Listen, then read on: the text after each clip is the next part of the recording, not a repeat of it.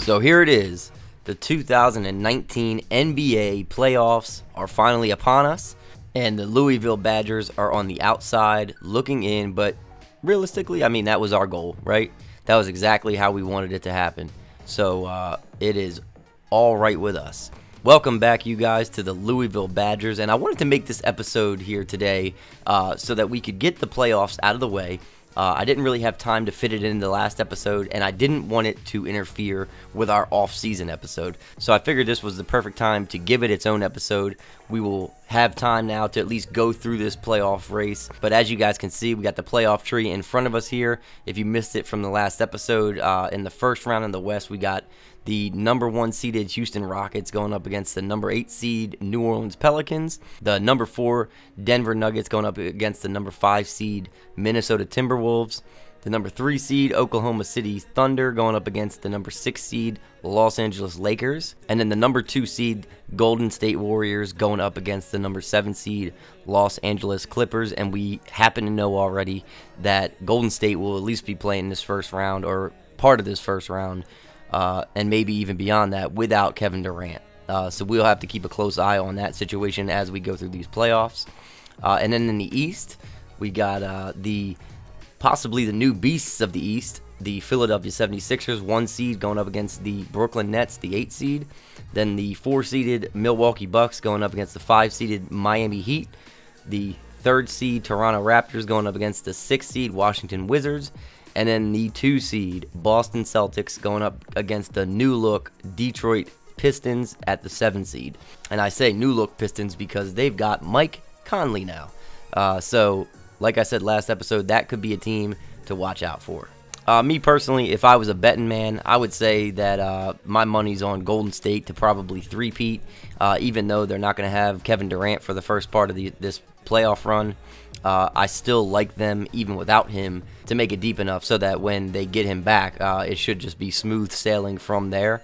And in the East, man, it's hard to say who's going to be the challenger. I do think Golden State will beat any of these teams in the East. I think the team with the best chance, top to bottom, to challenge them may be either Philly or Milwaukee.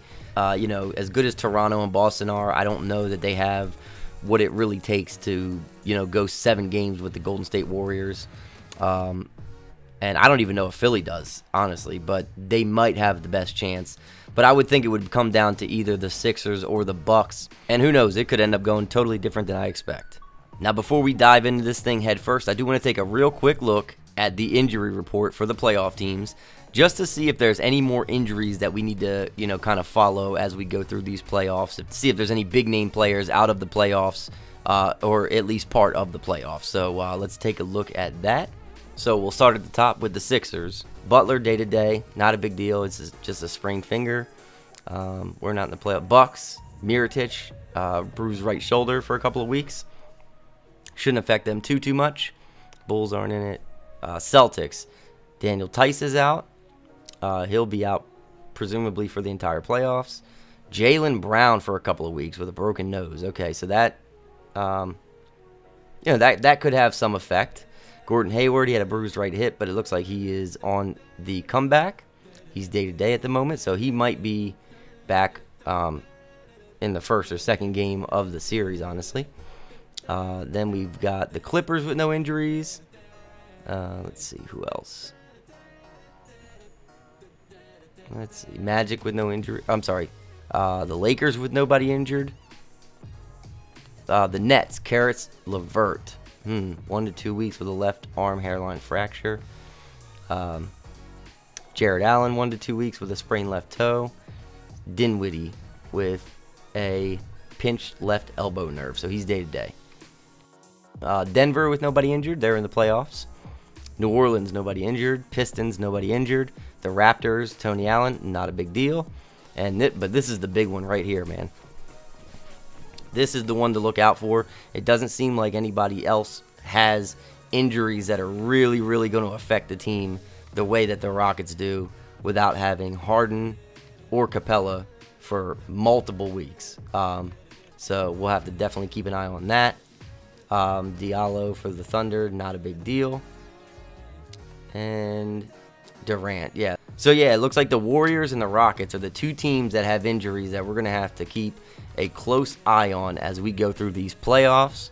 But enough of all the stats, enough of all the injuries and the details. Let's get into simming these playoffs and see who wins the NBA Finals. I'm actually really excited just to see who gets through this. So let's do it.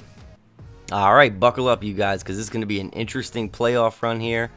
I'm going to speed up most of the first round here until we start seeing some of these series take shape, or until we get to something really interesting happening.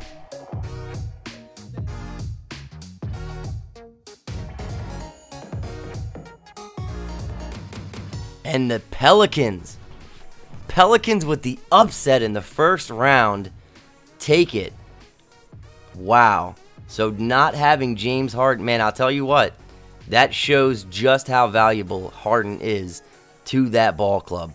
Because New Orleans, an 8 seed, was able to take them down in 5 games simply because they didn't have James Harden and they didn't have Capella at 100%. So that is telling right there. I mean, I think we all already know how valuable a guy like James Harden really is to his team. It seems like year in and year out, he's carrying that team on his back.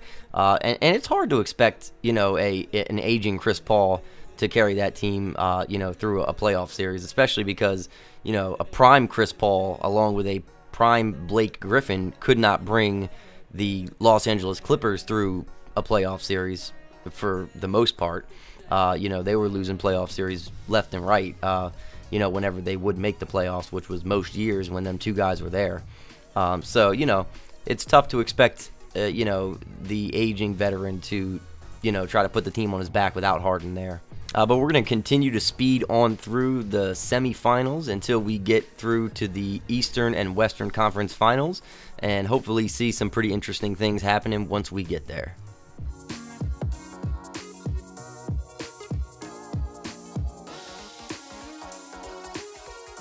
Here we have it.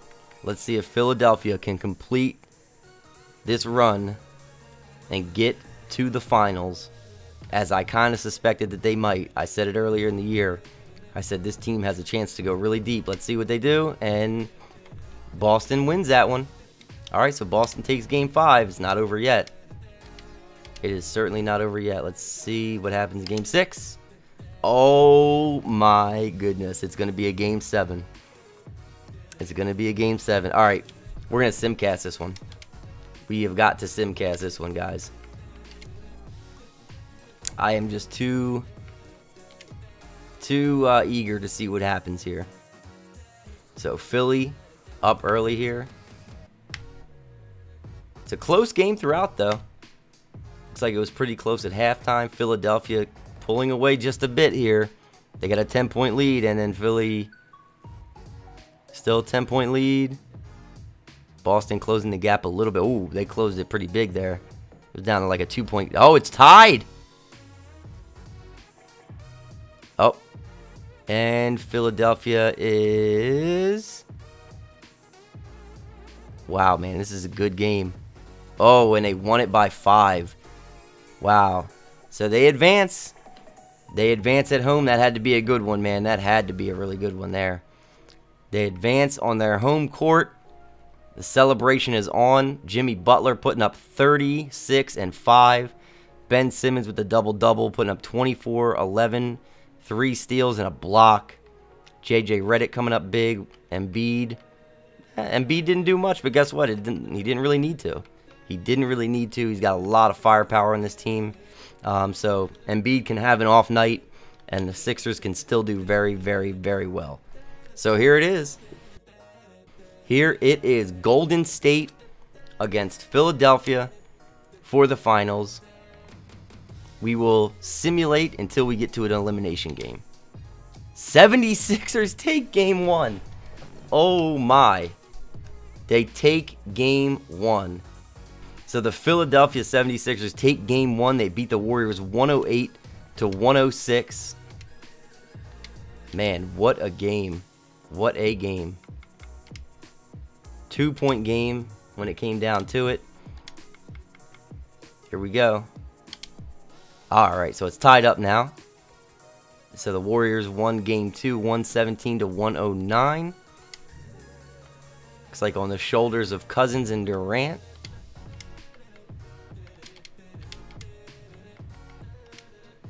Warriors take game 3. All right, so they're up 2-1. Curry dropping 42 and 17 assists with 4 steals. Oh my goodness. Like I said, I mean, he can go 6 for 11 from 3. I mean, when he's having a good night from the field, you can believe that team is going to do well. And then Cousins, another 30-point game. All right, here we go. All right, so Sixers tied it back up. Tied it 2 now. They won 109 to 108. They won by a point. By a point. My goodness. Curry with 30. Butler, what an all-around effort here. 24 from Butler, 24 from Embiid, 16 from Simmons. Just a huge team effort here.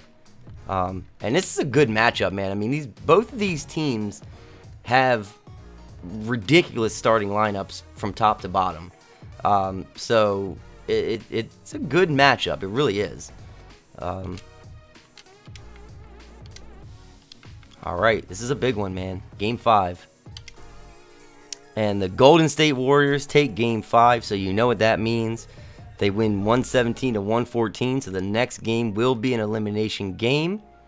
So we will simcast it. Let's take a quick look here. Embiid 39 and 8. Monster game, but Curry got the better of him with 32, 6 and 10. Thompson, Durant, Cousins, all the usual suspects. All right, here we go. So this could be it. This could be it.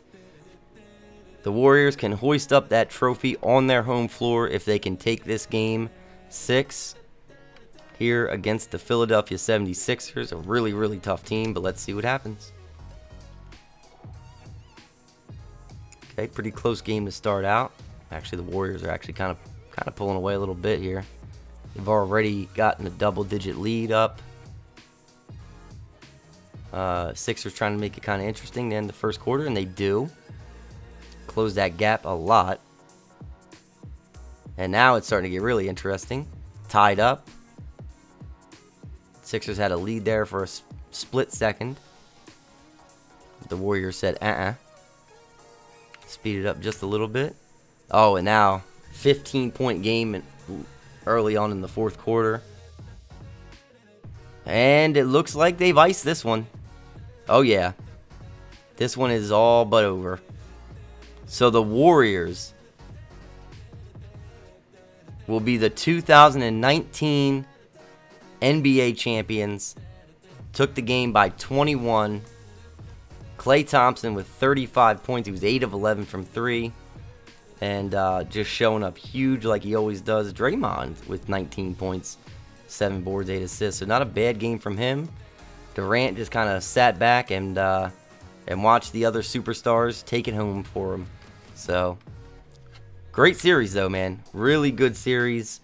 I am not surprised that Philadelphia was able to make it this far and at least make it somewhat interesting. You know, it was a 2-2 series going into Game 5. But Golden State just proved to be a little bit too much for Philadelphia. And Philly was a 1 seed. Golden State was a 2 seed. So, yeah, I mean, this playoff run was everything I kind of expected it to be, especially with the Harden injury and everything like that. Golden State had a little bit of a hiccup in that first round where LA was up on them 2-1 because they didn't have Durant back yet. But it seemed like as soon as Durant came back, they went right into that beast mode that they always go into, and it was pretty much over from there. You could see them just blowing through teams and getting big wins. So anyway, congrats to the Warriors, man. I can't say I'm surprised, but Steph Curry, Finals MVP, 31.3 points per game, played 42.5 minutes per game, 5.2 rebounds, 10.5 assists. He averaged a steal and a half almost. On 52% shooting from the field, 50% from 3. And I would say that warrants a Finals MVP without a doubt. Yeah, I mean, so what else can I say about the Warriors that hasn't already been said? They are NBA champions once again for the 3rd time in a row. And I think dethroning them is going to be quite the challenge for any team.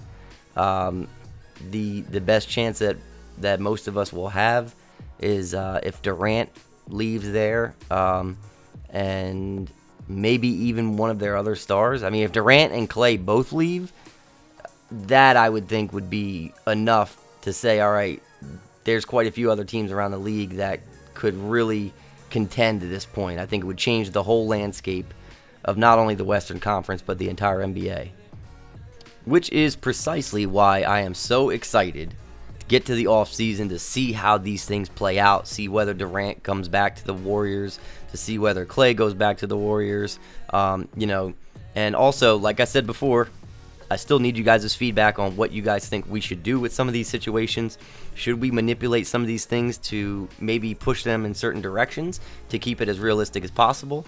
I had the idea before of trying to kind of finagle the Anthony Davis situation, to a certain extent, and maybe even finagle the Kevin Durant situation to a certain extent, and see how those things play out. But I want you guys' feedback on that. Let me know, should I let 2K just do its own thing and see how things play out, or should I kind of push it down a realistic path, at least for this offseason here?